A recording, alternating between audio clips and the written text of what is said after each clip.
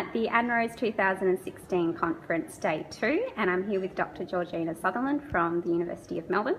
And she's just about to present on some work she's been doing on media representations of violence against women.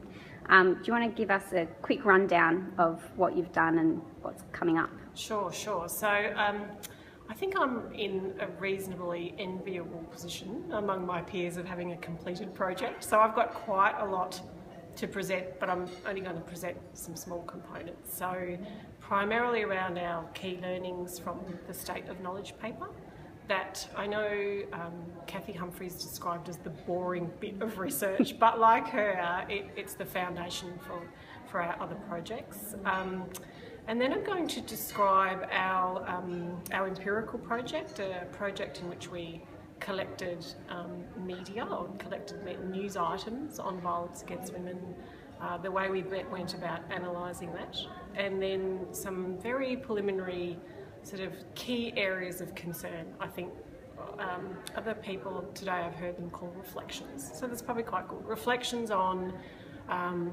key areas that we think we could be ripe for change. I think that's probably a good way to explain it. And then I'm hoping at this point in our project to get lots of input about what now, how do you take it forward?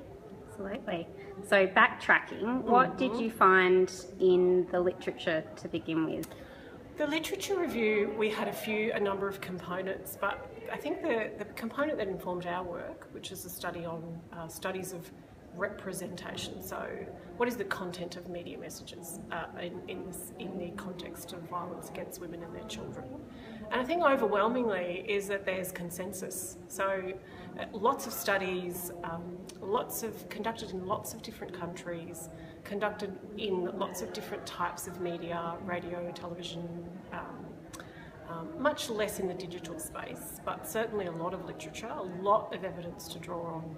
And there's very much a consensus there about the ways that we can improve media to report in this space. Reporting the social context in which violence occurs, not perpetuating myths, misrepresentations, avoiding blaming women, and relying on more than just police as informing the debate.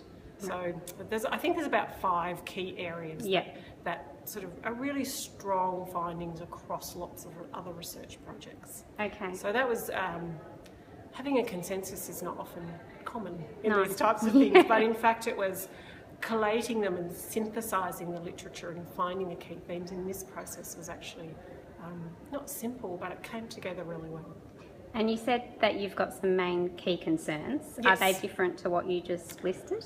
They're primarily not different. Yep. I think we have some new and different information that we can present on media in Australia, and one of them is around the images and the photographs that are used, particularly around journalists or media professionals who source images from social networking sites. So sourcing images from Facebook, Twitter, Instagram, those sorts of sites, and the way they sometimes really jar with the story. Yeah. So you have a story around violence.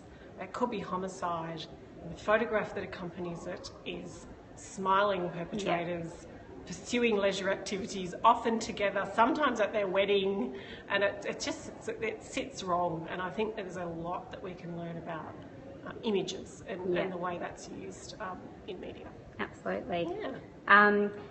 And why, just from the work you've been doing, why do you think this research and focusing on the media in the context of violence against women is so important?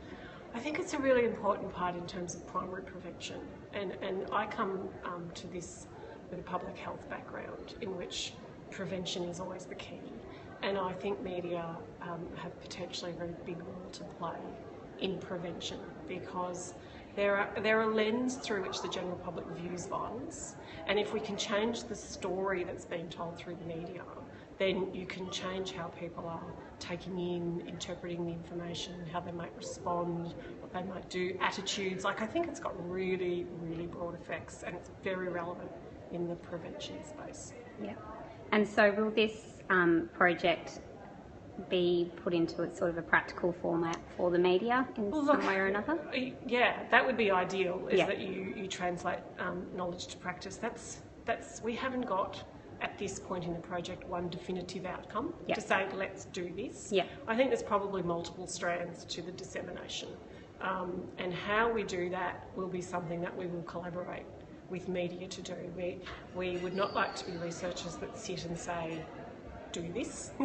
It's actually like, how are we going to embed these changes in media practice? Great. Cool. Thank you so much for that. Oh, you're welcome. And I hope your presentation goes well. Oh, thank you.